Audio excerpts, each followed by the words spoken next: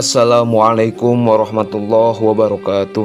Hamdan syukronillah amma ba'du. Para sahabat ikhwan dimanapun anda berada, semoga Allah senantiasa melimpahkan curahan rahmat dan maghfirah untuk kita semua. Amin ya Allah ya Rabbal alamin. Yang mana di kesempatan kali ini di sini saya akan mencoba menerangkan di antara kisah yang menakjubkan itu terkait teladan yang amat penting dari generasi soleh di masa lalu, yaitu adalah cerita pada keluarga Nabi Yakub alaihi salam, yang mana saat Nabi Yusuf dibuang oleh saudara-saudaranya ke dalam sumur, yang mana umur beliau saat itu masih belum mencapai usia dewasa, yaitu belum balago asyuddahu, yang mana masih masa peralihan dari anak-anak menuju dewasa, yaitu masih usia remaja kira-kira ya. Akan tetapi nampaknya pendidikan Nabi Yakub alaihissalam kepada beliau di usia yang sangat belia itu benar-benar sukses besar, yaitu tidak perlu menunggu sampai usia dewasa, yang mana Nabi Yusuf alaihissalam sudah siap menghadapi kerasnya hidup, siap menghadapi kenyataan harus berpisah dengan keluarga dan siap harus mandiri. Paling tidak ada 4 karakter menonjol pada Nabi Yusuf alaihissalam yang bisa kita simpulkan dari kisah yang diceritakan Allah dalam Al-Quran. Yang pertama yaitu di usia yang masih sangat belia, Nabi Yusuf sudah memiliki karakter tangguh, tahan banting dan tabah. Walau diuji dengan kejahatan saudara-saudaranya, dipukuli, diludahi, ditendangi, bahkan hendak dibunuh dan dicemplungkan ke dalam sumur. Akan tetapi kerasnya cobaan hidup itu tidak membuat beliau depresi, apalagi gangguan jiwa.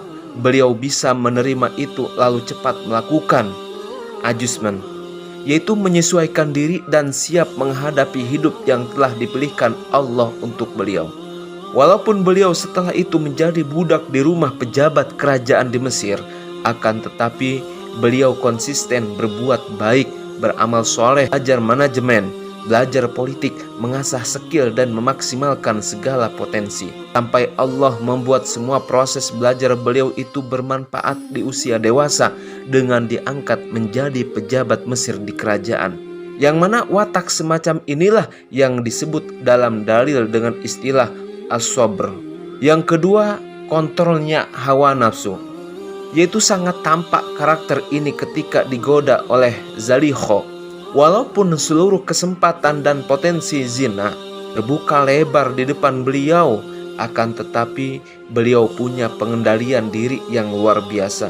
Semuanya ditolak, bahkan ketika godaan semakin membesar, yakni ketika tawaran zina bukan hanya dari Zalikho, akan tetapi jika muncul dari banyak wanita-wanita istri pejabat di Mesir, beliau malah memilih dipenjara daripada menuruti hawa nafsu para wanita itu. Sungguh luar biasa sekali prinsip menjaga kehormatan yang dimiliki oleh Nabi Yusuf. Yang ketiga yaitu kokohnya pemahaman tauhid. Ini sangat tampak pada saat Nabi Yusuf mendakwahi 2 temannya yang ada di penjara. Dialog dan isi dakwah beliau menunjukkan beliau memahami betul hakikat agama berhala yang diyakini orang-orang Hiksos, kebatilannya di mana dan ketidaklogisannya di bagian apa. Beliau juga mengerti bagaimana cara mengenalkan Allah, bukti keesaannya, dan mengapa syirik itu hal yang jahat sekali. Tidak mungkin seseorang mencapai level bisa mengkritisi pemikiran lain jika pemikiran yang dimiliki tidak kokoh dan terbukti secara meyakinkan kebenarannya. Yang keempat yaitu sifat yang ada di Nabi Yusuf, yaitu sifat pemaaf. Ini tampak sekali saat derajat beliau sudah diangkat dan dimuliakan Allah di dunia, ketika Allah membuat saudara-saudaranya yang dulu menghinakannya, lalu di masa tua justru mereka yang terhina dan meminta pertolongan Nabi Yusuf alaihissalam. Beliau bukan aji mumpung lalu balas dendam, malahan beliau dengan kemuliaan akhlak yang luar biasa memaafkan mereka semua, tidak mencela mereka lalu menisbahkan kesalahan itu kepada setan yang ingin merusak hubungan keluarga di antara mereka. Entah bagaimana caranya Nabi Yakub alaihissalam menanamkan 4 karakter itu yang jelas produk pendidikan sang ayah pada Nabi Yusuf alaihissalam itu selayaknya menjadi inspirasi. Entah bagaimana caranya Nabi Yakub alaihissalam menanamkan 4 karakter itu. Yang jelas produk pendidikan sang ayah yang tampak menonjol pada Nabi Yusuf alaihissalam itu selayaknya menjadi inspirasi kita para orang tua saat menanamkan nilai-nilai pendidikan terpenting untuk anak. Alangkah butuhnya kita membentuk anak-anak yang tangguh, sanggup mengontrol hawa nafsu, kokoh tauhidnya dan pemaaf. Sebab 4 ilmu ini ternyata sangat real dibutuhkan dalam hidup untuk menghadapi kerasnya kehidupan.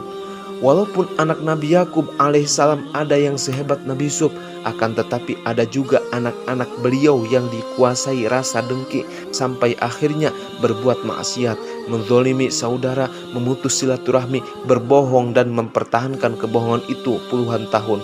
Walaupun demikian, jejak-jejak pendidikan Nabi Yakub masih berpengaruh pada mereka.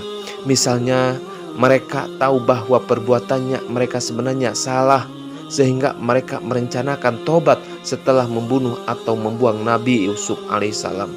Di masa tua mereka ternyata juga mengaku salah dan akhirnya bertobat.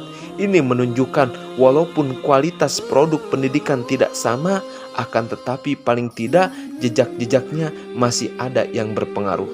Oleh karena itu, para orang tua tetap wajib berikhtiar memberikan materi dan pendidikan terbaik untuk anaknya. Walaupun nanti hasil akhir tetap dipasrahkan, ditawakalkan kepada Allah Subhanahu wa Ta'ala. Mungkin demikian yang saya dapat sampaikan.